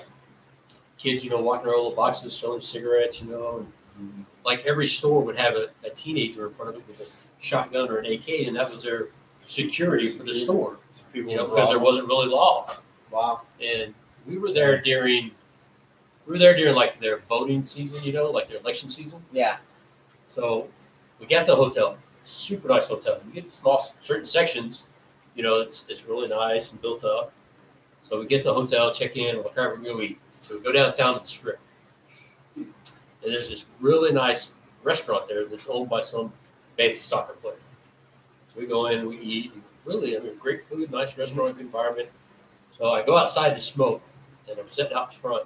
And it's a 4-lane highway with median in the middle.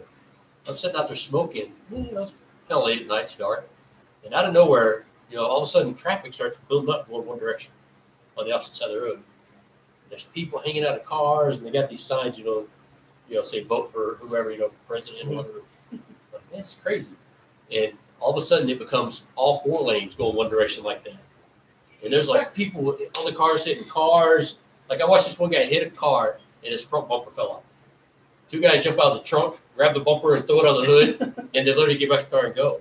I was like, what the hell? We go cigarette out, and I snick back into the restaurant. I was like, you get a shot or something out of here. White guy out here. And that's why you gave up smoking Crazy. cigarettes. Yeah. Some of the stuff like that. And then, I did a trip to Panama, and it's the same thing. You get down in some of the areas, which, it's the same in America. You go down certain parts of town, and it's real ghetto and bad. And you get down to the beaches or whatever, and it's really nice. Yeah. The law is just totally different over there.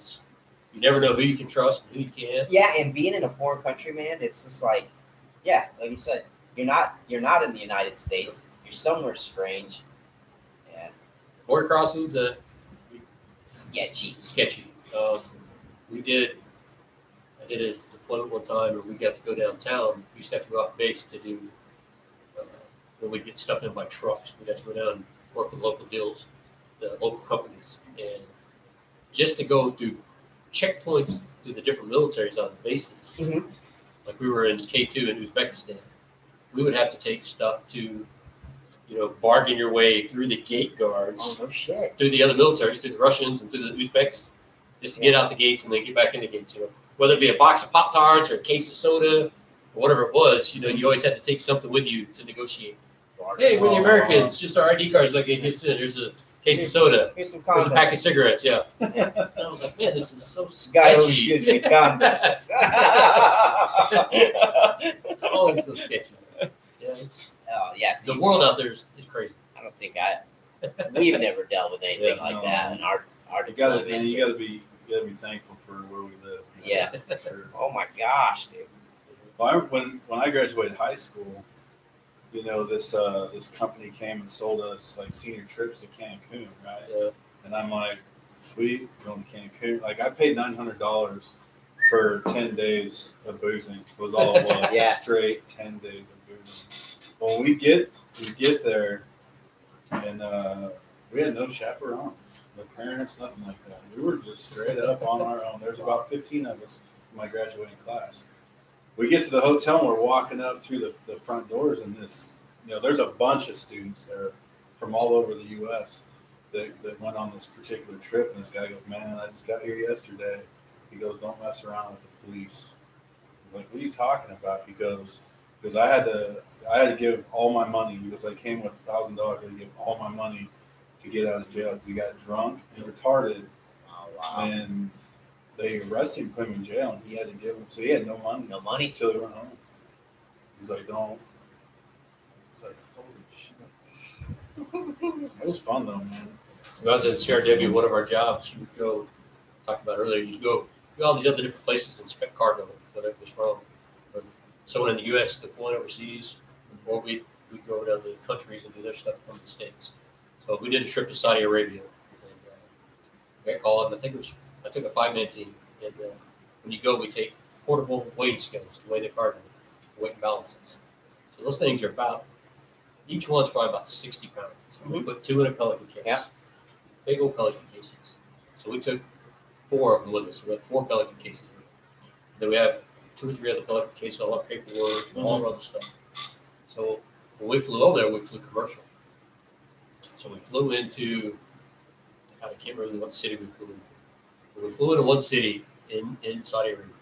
And then we had to take a taxi around outside into the city to go around to the other side of the airport to catch the domestic terminal.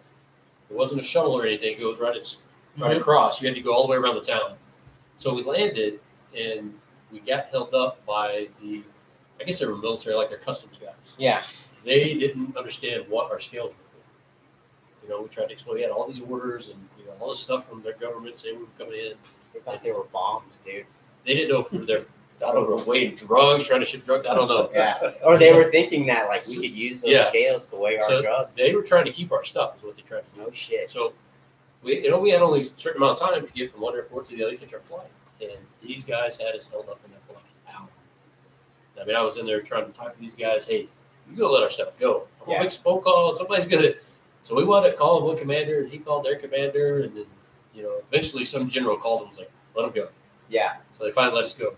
So as we're walking out, they're always like, "Hey, be careful when you're overseas. You don't know who's the friendly guy, who's the bad guy." Yep. So we're walking out, and you get when you go to these locations, you get OSI briefs.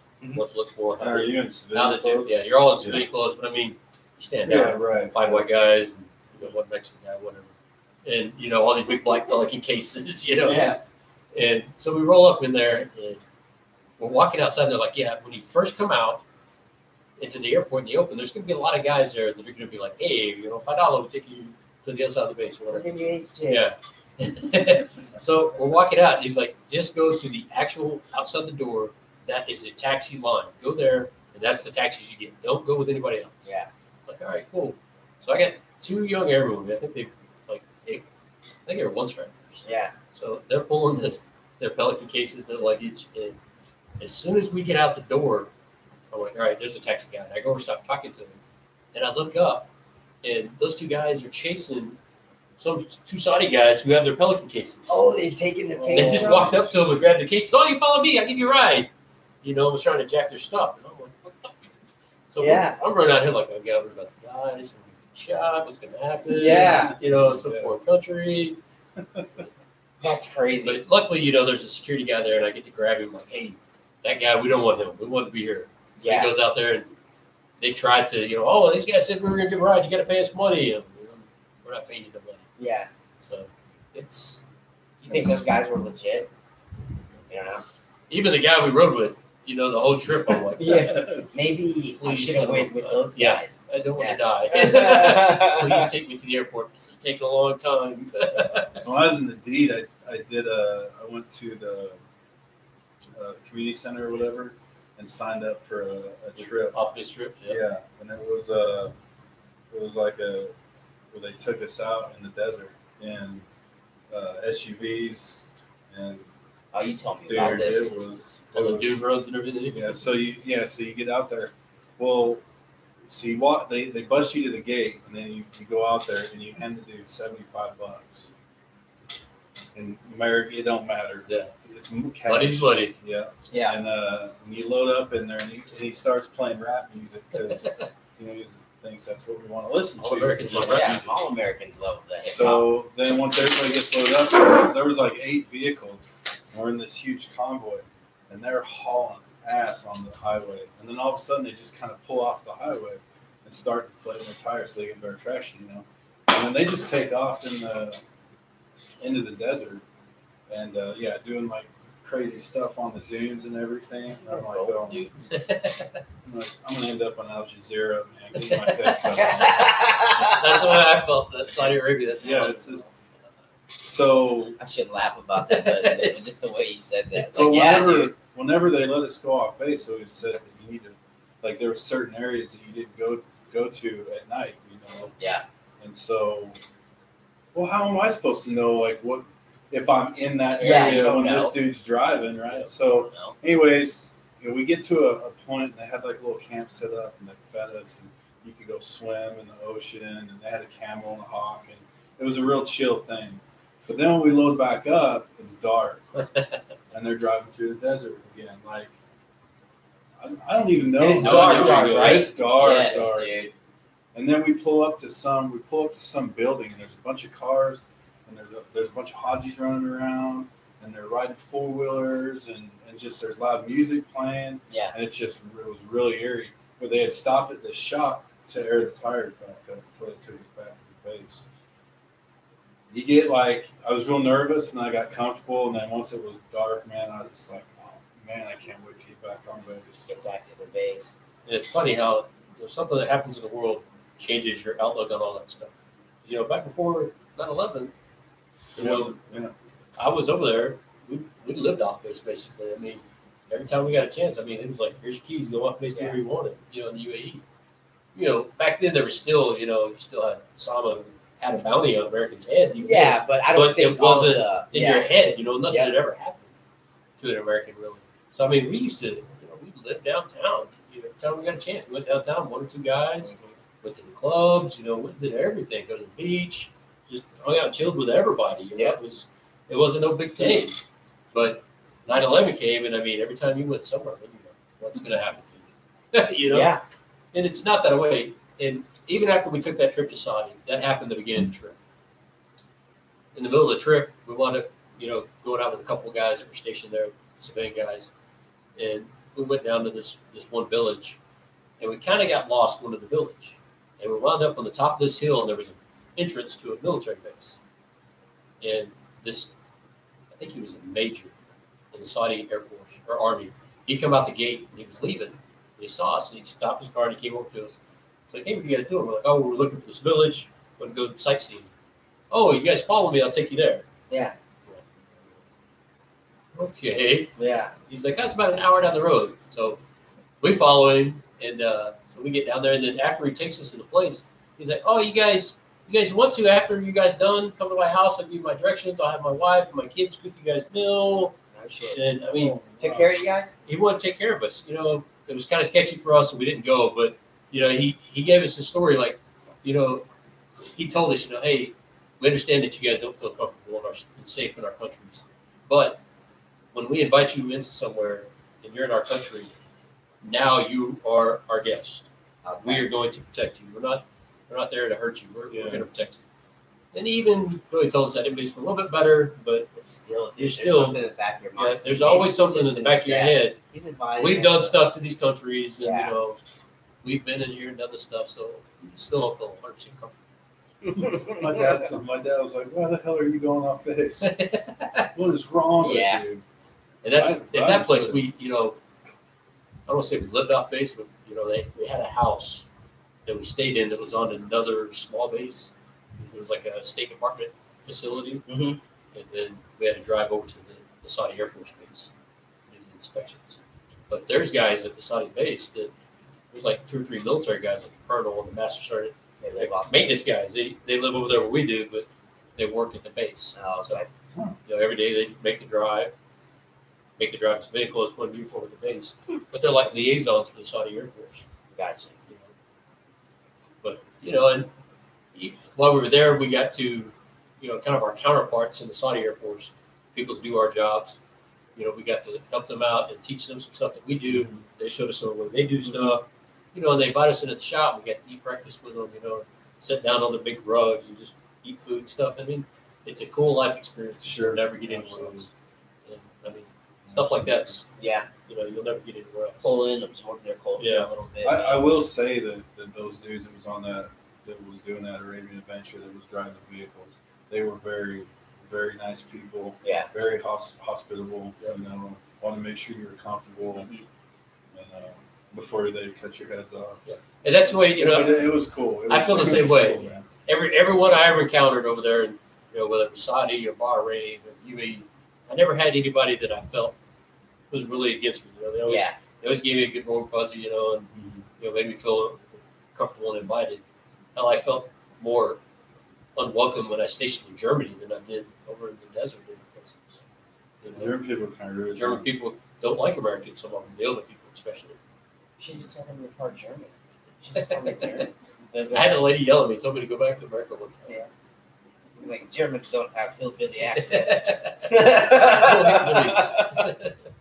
I screwed up in the Ramstein PAX terminal. They had a Subway there, and I was getting a sandwich, and they had avocado, and I called it guacamole. That German lady, she just started rattling off. I couldn't understand her because I didn't know German. Yeah. But I'm pretty sure it wasn't good. Yeah. Sounded like she's saying Volkswagen. So I was like, well, don't put any on it then. Like, if you're mad, don't put it on there. Just give me my damn sandwich. Cool, man. Sounds like it was a ride. Yeah. It was a good ride. A good time. We traded for the world. Yeah, me and Andy always talk about that too, man. The military experience, you can't beat it, man. It forces you to grow up. You meet a lot of cool people. You do a lot of cool things. You go a lot of cool places. Yeah. That's what I tell him. Like, I'm over working on airplanes.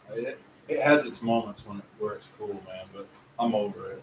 But the people, like, that's what I'll miss. Like, I'll miss the people and the interactions. Like, if anybody on the outside saw us talking, they'd probably think we hated each other. Yeah. But there's so much. There really is a lot of love between between people. It is an experience like no other. It is. Cool, man. Let's wrap this one up, dude. Casey, thanks for coming on, brother. Thanks for your service. Pleasure. Thank you, guys. Thanks for having me. Andy, you want to say something, dude? Like where you can find us or like, subscribe, Red Ball Podcast. What?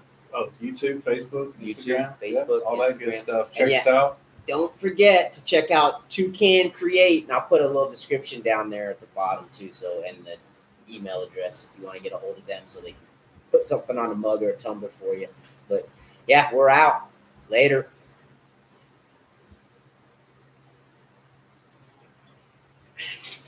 Casey Jones, 143.14.